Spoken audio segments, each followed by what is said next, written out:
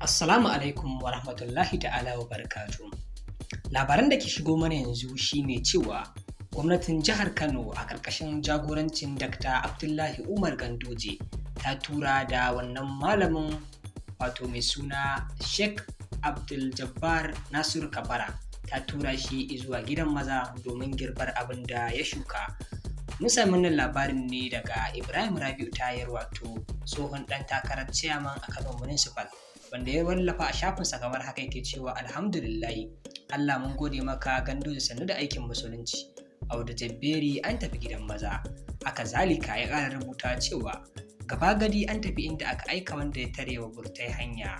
Domin samun shirye-shiryen ma ko da yaushe kar ku manta ku danna alamar subscribe, kana ku danna alamar ƙararrawa domin nan dan ana ku samu share din wannan bidiyo ta hanyar WhatsApp, Facebook da makamantansu. Mun gode da kasancewa da Gimbiya TV a ko da yaushe.